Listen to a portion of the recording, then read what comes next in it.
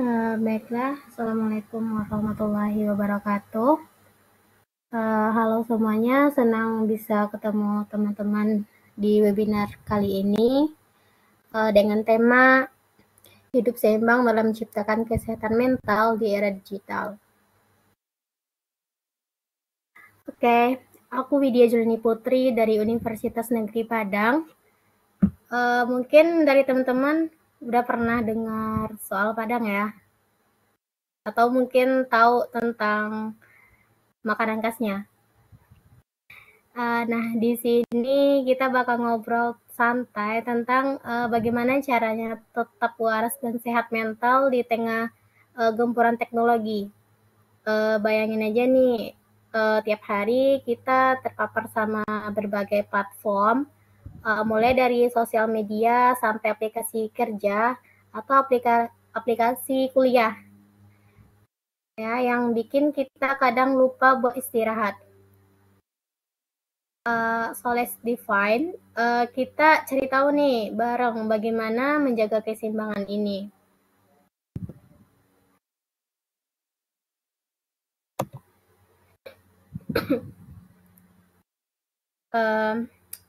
Apa itu keseimbangan digital? Apa sih sebenarnya keseimbangan digital ini? Nah, intinya ini adalah kondisi di mana kita bisa menikmati teknologi tanpa mengorbankan aspek lain dalam hidup kita, terutama kesehatan mental. Jadi kita tetap bisa update informasi, berkomunikasi, dan produktif dengan teknologi tanpa terjebak sampai bikin kita stres. Mahasiswa Gen Z pasti sudah ngerasa banget nih ya ketergantungan sama gadget. Keseimbangan digital ini juga penting banget nih untuk kita supaya teknologi jadi alat bantu, bukan jadi sumber stresor baru ya. So, mungkin tahu ya kapan harus online dan kapan harus lepas dengan gadget. Itu adalah salah satu kunci buat kita tetap sehat, baik secara fisik maupun secara mental. Kenapa sih topik ini penting gitu? Udah pasti sering dengar mungkin teknologi bikin segalanya jadi gampang ya. Uh, tapi nggak semua efeknya positif. Pernah ngerasa pernah nggak ngerasa capek tapi secara mental setelah nge-scrolling medsos terlalu lama. Media sosial misalnya bisa memicu perasaan cemas atau insecure kalau kita sering banget nih bandingin diri kita sama orang lain. Terus juga kebiasaan online 24 jam bisa bikin kita tuh kehilangan waktu buat diri sendiri. Maka dari itu topik ini penting banget ya buat kita bahas biar tetap manfaatin teknologi tanpa harus terganggu dalam efek negatifnya. Kesehatan mental itu juga investasi buat diri kita sendiri nih. Kalau kita nggak jaga dari sekarang, efeknya bakalan bisa berkepanjangan gitu.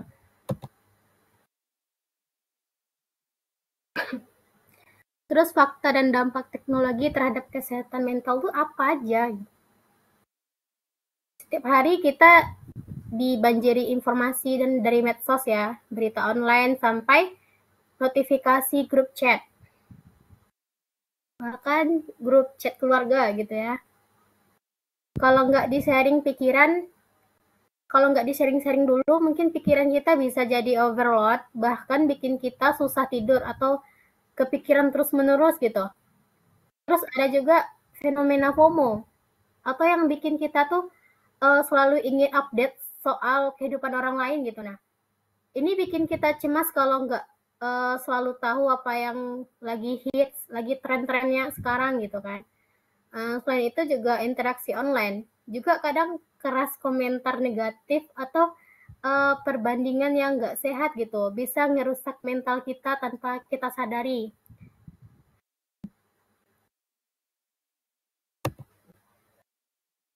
Pentingnya keseimbangan antara dunia nyata dan dunia digital. Saat ini kita lagi ngumpul nih sama teman-teman atau ngumpul sama keluarga tuh. Kan sering kali tuh gadget masih aja nempel di tangan. Padahal interaksi langsung ini sangat penting buat kita berhubungan sosial. Dunia digital boleh juga kita dunia digital juga boleh jadi bagian hidup kita. Tapi jangan sampai bikin kita kehilangan koneksi nyata sama orang-orang terdekat kita, sama orang-orang di sekitar kita. Untuk itu, yuk kita belajar buat let's go dari sejenak dari gadget ya, dan nikmati momennya. Nikmati momen-momen sama keluarga dulu atau sama teman-teman dulu gitu. Dengan begini kita juga bisa lebih bahagia dan hubungan kita dengan orang-orang terdekat juga lebih erat gitu. Jadi mulai sekarang mungkin boleh dong coba sesekali matiin dong HP-nya waktu lagi bareng keluarga atau bareng orang-orang terdekat kita dulu gitu kan. Tips menjaga kesehatan mental di era digital. Ada batasi waktu layar, ada jeda sejenak, manfaatkan teknologi dengan bijak, ciptakan batasan. Mungkin kita mulai dulu dengan membatasi waktu layar. Kalau perlu, buat nih jadwalnya kapan kita boleh online atau kapan harus offline gitu. Langkah lainnya juga adalah ambil break dari layar setiap beberapa jam. Nah, biar mata dan pikiran kita tuh bisa istirahat gitu. Nah, sekarang juga kan udah banyak tuh aplikasi yang mendukung kesehatan mental kayak aplikasi mediasi atau mindfulness. Coba deh pakai dulu ya teman-teman. Buat bantu kita rileks gitu. Terakhir juga penting banget nih buat memisahkan waktu kerja atau kuliah dari waktu istirahat gitu. Supaya nggak terus kepikiran soal kerjaan saat mau santai misalnya ya. Selanjutnya juga teknologi sebagai alat bukan tujuan. Kita juga perlu ingat kalau teknologi itu adalah alat bantu buat hidup kita, bukan tujuan akhir. Misalnya nih, teknologi bisa memudahkan kita buat cari informasi atau komunikasi nih. Tapi jangan sampai gadget ngambil ahli waktu kita untuk hal-hal penting lain kayak berinteraksi langsung dengan orang sekitar atau buat self-care. Coba latihan dari diri sendiri dulu untuk nggak cek HP terus-terusan, terutama waktu lagi ngumpul. Mungkin seperti yang tadi ya teman-teman, yang sebelum saya bilang tadi, ya kita harus peduli dulu lah sama teman-teman terdekat kita dulu gitu. Biarkan teknologi membantu, bukan malah mengendalikan kita gitu.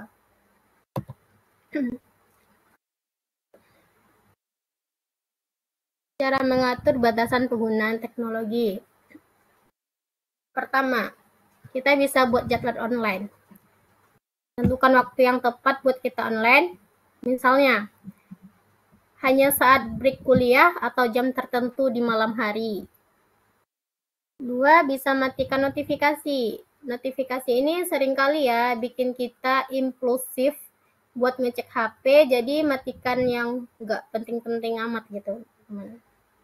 Selanjutnya, zona bebas gadget.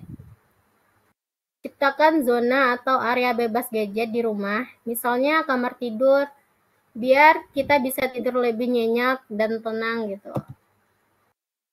Selanjutnya, pentingnya me time tanpa gadget. Me time tanpa gadget adalah kesempatan kita buat nge-charger dari kesibukan digital. Coba deh sesekali habiskan waktu di alam, melakukan hobi atau hal yang menyenangkan, atau sekedar refleksi diri tanpa gangguan gadget. Aktivitas ini bisa bantu kita untuk lebih tenang dan menjauhkan kita dari perasaan tertekan atau cemas yang sering muncul saat terus-terusan online. Nikmati waktu tanpa teknologi biar pikiran jadi segar gitu.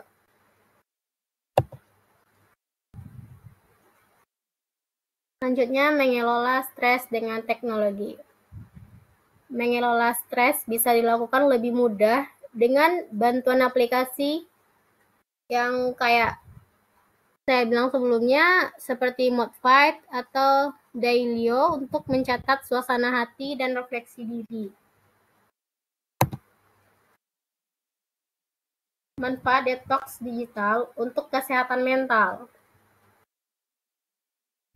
Saat ini kita melakukan detox digital. Kita memberikan waktu bagi diri kita untuk benar-benar istirahat dari stimulasi digital. Ini penting. Kenapa? Karena otak kita juga butuh waktu untuk beristirahat dan riset dari banjir-banjir dan banyak-banyaknya informasi yang datang setiap hari. Detox singkat secara teratur ini membantu kita menjadi lebih fokus dan mengurangi perasaan cemas yang sering muncul saat kita terus-menerusan uh, online gitu. Menjaga privasi di era digital. Ini sangat penting ya teman-teman. Dengan menjaga privasi ini kita bisa mencegah berbagai hal-hal negatif seperti pencurian identitas atau bahkan perundungan online gitu. Jangan sesekali membagikan informasi sensitif atau terlalu pribadi banget ya di media sosial, karena ini bisa digunakan oleh pihak yang tidak bertanggung jawab. Nah, untuk itu kita tuh jaga privasi kita agar tetap aman dan terhindar dari risiko-risiko yang tidak perlu gitu.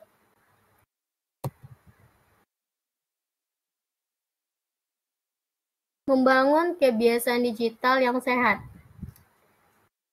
Kebiasaan digital yang baik bisa dimulai dari hal-hal kecil seperti memilih untuk mengikuti akun-akun yang inspiratif atau edukatif di media sosial. Jangan terlalu lama-lama berada di platform yang sering membuat kita merasa cemas atau stres. Bahkan yang bikin kita overthinking ya teman-teman ya. Dengan membiasakan diri untuk konsumsi konten yang positif, kita bisa lebih bijak dalam menggunakan teknologi.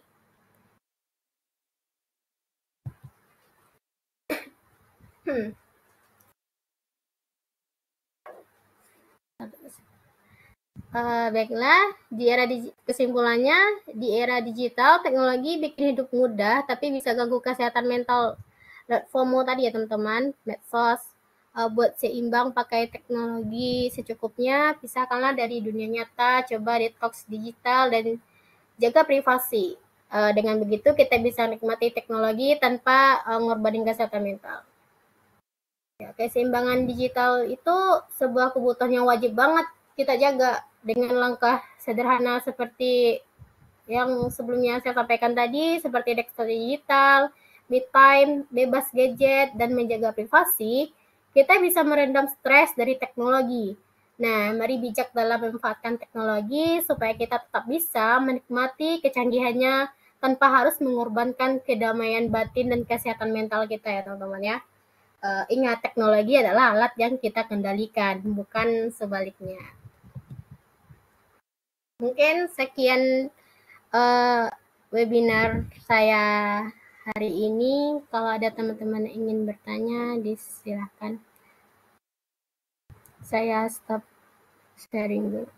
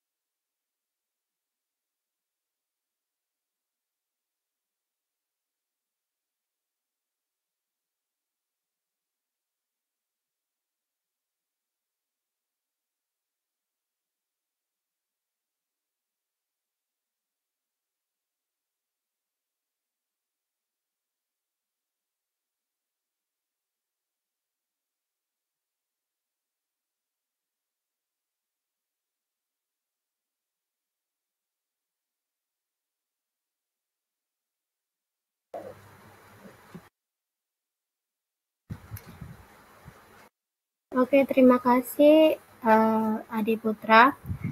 Tadi katanya menjalankan hobi yang tidak terpengaruh gadget, tapi gimana jadinya kalau justru hobi itu sendiri di gadget? Apalagi Gen Z sekarang tentunya sudah sangat melekat dengan gadget. Hmm, ya, oke.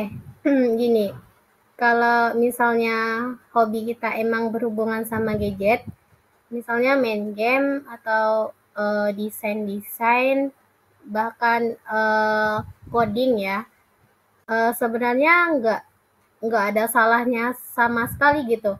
Gadget bukan musuh, tapi lebih kayak alat yang mendukung kita buat nikmati hobi gitu.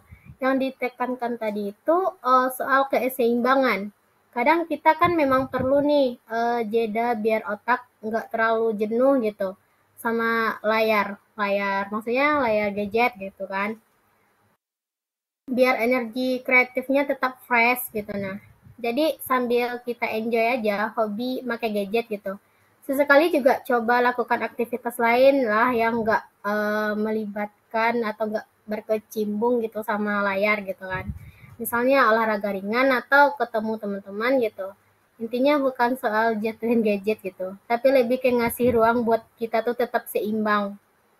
Jadi waktu balik ke hobi, kita juga bisa lebih fokus dan nggak gampang capek. Gitu ya, sependapat saya. Gimana Ade Putra?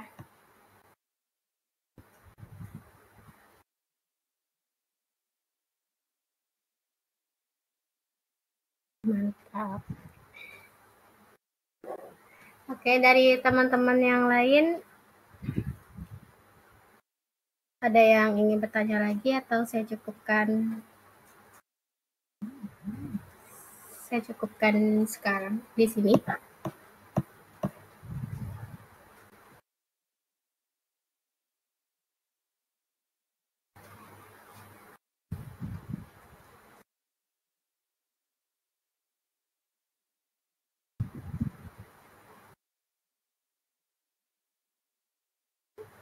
Boleh silakan Lama Riza Falevi.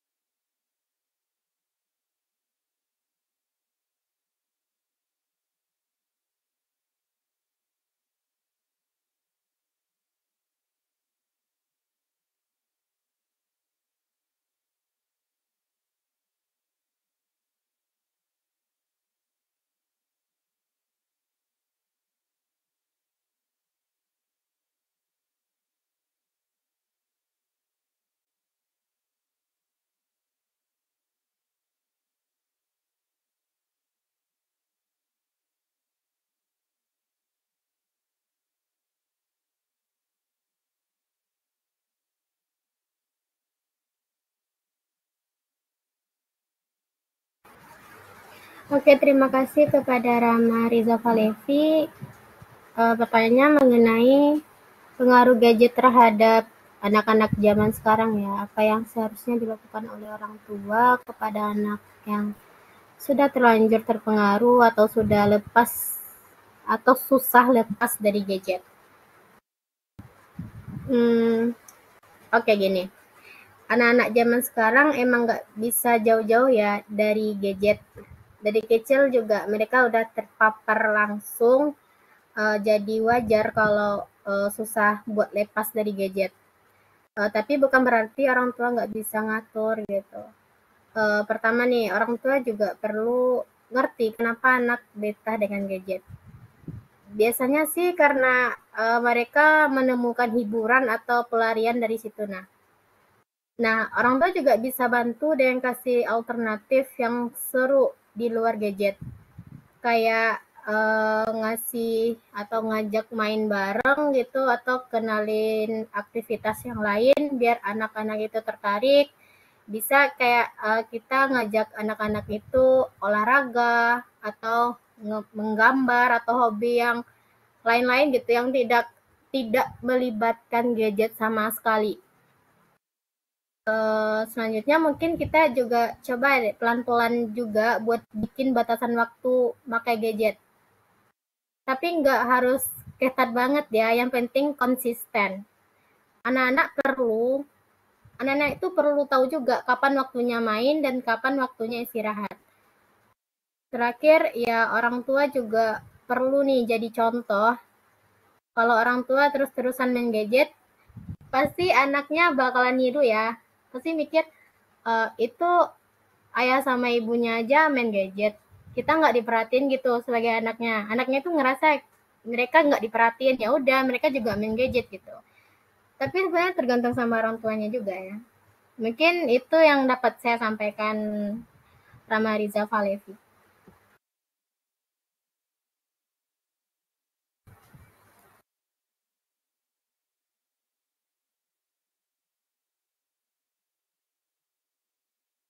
Di Adri Putra izin menjawab. Rama, tentu saja menjauhi gadget kepada secara perlahan dan mendekatkan hal-hal positif lainnya. Nah, ya benar.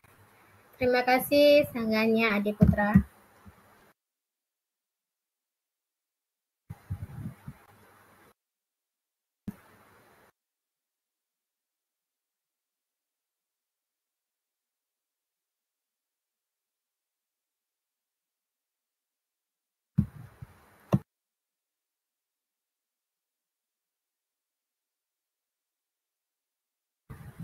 Oke.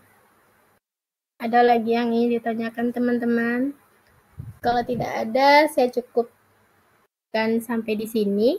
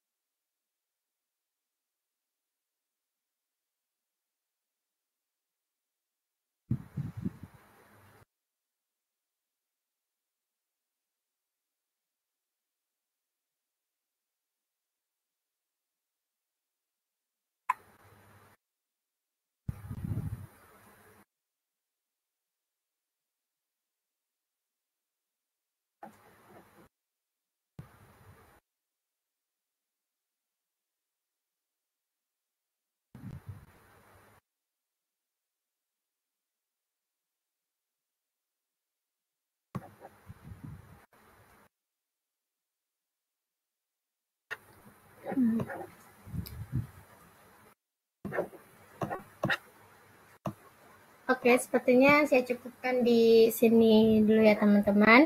Terima kasih bagi teman-teman yang sudah mau bergabung. Semoga